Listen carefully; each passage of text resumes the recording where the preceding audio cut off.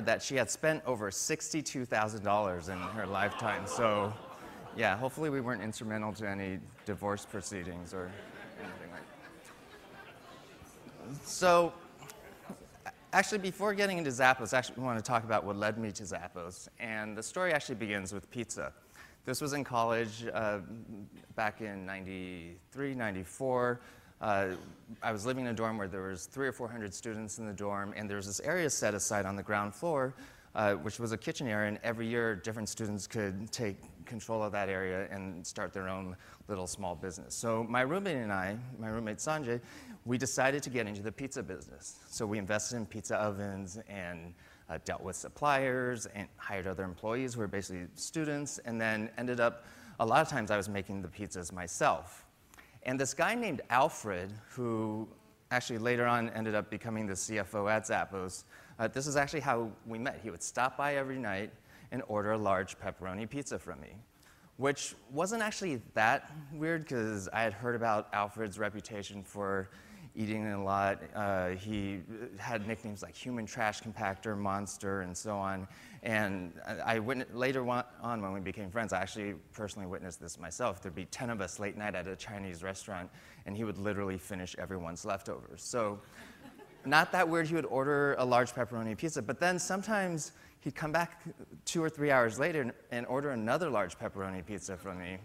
And I was thinking, okay, he skipped breakfast or something. And well, I found out several years later, Alfred was taking the pizzas upstairs and selling them off by the slice. And so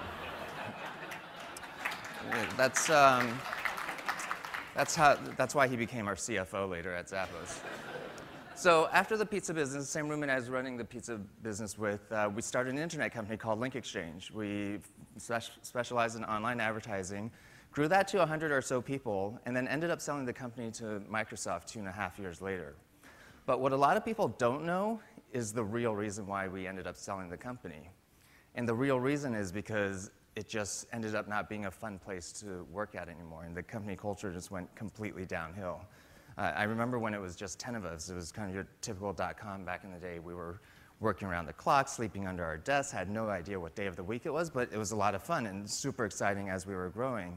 And as we started growing, we started hiring friends and friends of friends. And I remember there was one friend of mine that I knew from high school. He was on this cross-country road trip from New York to the Bay Area over here, and then we needed a little extra help over the weekend, and then that became a week, and then 2 weeks, and so on. And he eventually ended up joining the company. So this whole strategy of hiring friends and friends of friends worked really, really well for us until we got to about 20 people. And then we ran into a major problem. And the problem was we basically ran out of friends. So then we're thinking, okay, how do we hire people based on resumes and skill sets and interviews and so on? And we'd never done that before. We were fresh out of college. And we ended up learning, I think doing an okay job. We learned through trial and error, but we didn't know any better to pay attention to company culture. And by the time we got to 100 people, some of the people we hired were really bad for our culture. And by the time we got to 100 people, I myself dreaded getting out of bed to go to my own company, which was definitely a weird feeling. And I was thinking, like, if I felt that way, how must all the other employees feel? So that's really what led us to sell the company to Microsoft. And shortly after the sale, I left the company. Sanjay, the other co-founder, left the company. In fact, most of the early employees all left within a few months after the sale. As it turned out, we got super lucky with the timing, so it worked out well financially. And so I was thinking, okay, what should I do with my life now? And I decided to get back together with Alfred, and we formed an investment fund and invested in about 20 or so different internet companies, and Zappos just happened to be one of them. But then over the course of a year, I realized for me, investing was actually kind of boring. And I really missed being part of building something. So within a year, I ended up joining Zappos full-time, and I've been with Zappos ever since. Many of you may have heard it was just about 2 years ago that Amazon acquired Zappos, but it's actually very different from most acquisitions that Amazon has done. In most of their acquisitions, the plan is to integrate the company being acquired into the parent company, and then over the course of time, the original company kind of loses its identity and joins the mothership. Whereas for us, we told them actually as a precondition for even talking about the possibility in the deal, that we would only consider it if we could remain independent, if we can continue growing the Zappos brand and our culture and our way of doing business our ways. So from our point of view, it's basically as if we swapped out our board of directors with a new one, and instead of flying to San Francisco from Vegas once a quarter for a board meeting, we now fly to Seattle once a quarter for a 2-hour meeting, and that's the extent of my interaction with Amazon. So I'm pretty happy that they've stayed true to their word. So most people, when they think of Zappos, think of us as shoes, because that's how we started. But internally, we actually have a saying that we're a service company that just happens to sell shoes. And our hope is that 10 years from now, people won't even realize we started out selling shoes online. And in fact, today we sell a lot more than shoes. We sell clothing and housewares, beauty products, and kitchenware, and so on. And really, our goal is just to build the Zappos brand to be about the very best customer service and customer experience. And we've actually had customers email us and ask us if we could please start an airline or run the IRS. And we're not going to do either of those things this year. But 20 years from now, I wouldn't rule out a Zappos Airlines that's just about delivering the very best customer service and customer experience. So in some ways, it's analogous to Virgin, where they have a whole bunch of different businesses, airlines, music, and so on. The difference is the Virgin brand is more about being hip and cool, whereas we just want to be about the very best customer service. So our whole strategy in terms of marketing and advertising is, let's take most of this money we would have normally spent on paid advertising or paid marketing, and rather spend it on that, invest it into customer service and the customer experience, and then let our customers do the marketing for us through word of mouth. So we've grown from no sales in 1999 to 2008 was the first year we hit $1 billion in gross merchandise sales. And despite the down economy over the last few years, we've actually continued to grow at a rapid rate year over year. And the #1 driver of all that growth has been through repeat customers and word of mouth. So these are some of the questions we ask ourselves. We are constantly thinking about how do we wow our customers, and we use the word wow a lot internally as a verb, and there's things like the free shipping both ways, or 365-day return policy, running our call center very differently from most call centers. Most call centers, they're either viewed through an expense minimization lens, where it's all about efficiency, getting customers off the phone, or through a revenue lens, how do we generate sales? We actually view our call center through a branding lens. How do we brand ourselves to be about the very best customer service and customer experience? And that's why we don't have scripts. We don't measure performance based on how long someone's on the phone with a customer, or how quickly they get off, and so on. And so for all this focus on customer service and building our brand to be about customer service, the #1 priority of the company is actually not customer service. Our #1 priority is company culture.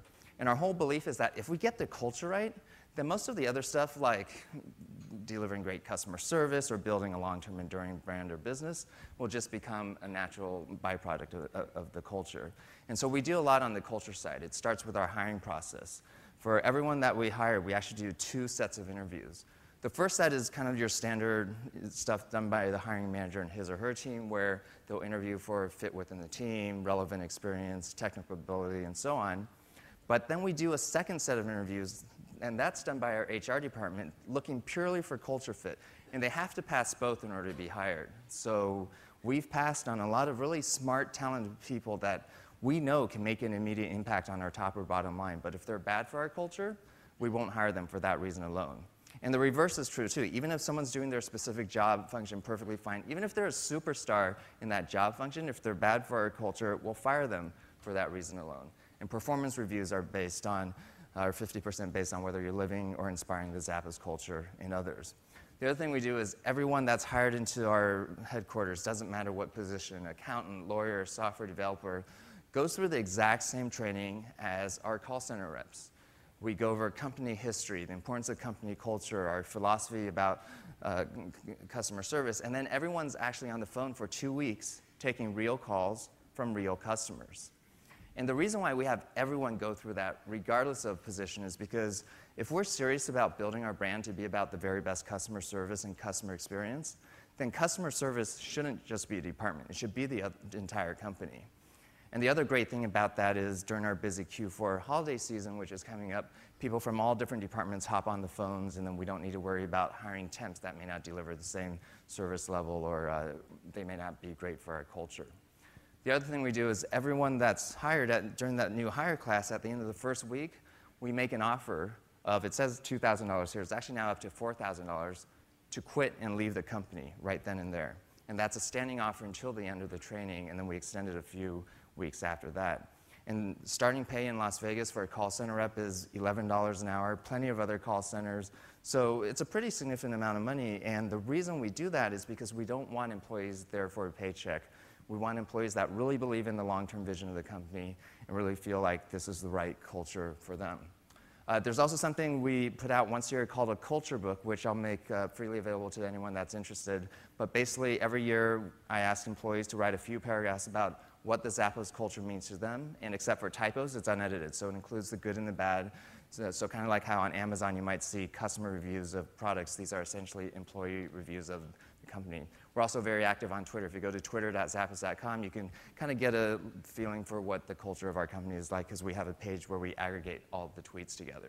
So in terms of our brand, for at least over the next several years, we have something we internally refer to as the 3 C's: clothing, customer service, and company culture. And this is kind of the life cycle of the customer. So customers that have never heard of Zappos before, have no idea what we do, want them to know we've got a great selection of clothing, footwear, and other product categories. Once they know about that, then we want them to know we're all about delivering the very best customer service. And that's not something we tell them so much as something they experience when they see how fast our shipping is, or how easy the free shipping both ways is, or call our call center and talk to someone that truly wants to deliver a great service. And once they know about that, then we want them to know about our company culture, because that's really the platform that makes everything possible. And that's part of the reason why we actually open up our doors and offer tours to the public. So we've actually had customers email us and tell us when they get that perfect outfit or perfect pair of shoes, that Zappos is happiness in a box.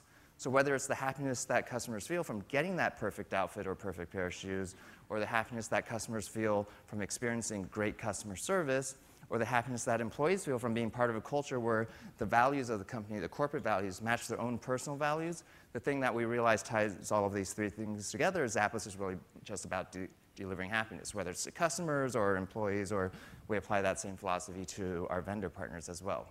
So when you come for a tour, the first thing you'll see is the Zappos library. There's about 30, 40 titles in the reception area, but it's actually a giving library. One of our core values is to pursue growth and learning, and we give all these books out freely, not only to our employees, but to visitors as well. Some of the titles rotate in and out, but 2 of the titles, if you guys have not read these books, I would strongly, strongly recommend are Good to Great and Tribal Leadership. And I actually wish these books existed prior to Zappos being founded, because it would have saved us a lot of trial and error. And in fact, we even teach classes on these books to our own employees. And the reason why I think these books are really interesting and important is because the authors researched and looked at what separated the great companies in terms of long-term financial performance from just the good ones or mediocre ones. And they were actually kind of surprised by their findings. They found that the great companies had 2 important ingredients that the good ones or mediocre ones generally did not. The first ingredient was that they found the great companies all had strong cultures. And for us, we formalized the definition of our culture into 10 core values. But we actually didn't always have core values at Zappos. It wasn't until 5 or 6 years into the company that we rolled out our core values. And it was actually one of those things that a lot of us, myself included, kind of resisted in the early days, because it felt like one of those big corporate things to do. And part of the reason we felt that way, at least why I felt that way, is because a lot of, especially bigger corporations, have these things called core values or guiding principles or so on, but the problem is usually they're very lofty sounding. They kind of read like a press release that the marketing department put out. They sound exactly the same as their competitors, and maybe you can read about it on the website, learn about it on day 1 of orientation, but then it just becomes this meaningless plaque on the lobby wall. Well, we wanted to come up with committable core values. And by committable, meaning we're actually willing to hire or fire people based on whether they're living up to those values, completely independent of their actual job performance. And when you use that criteria, it's actually a really hard list to come up with. It took us a year to come up with it, and it was, we involved the whole company. It wasn't just a few senior executives at an offsite somewhere. And so here's actually the 10 Zappos core values.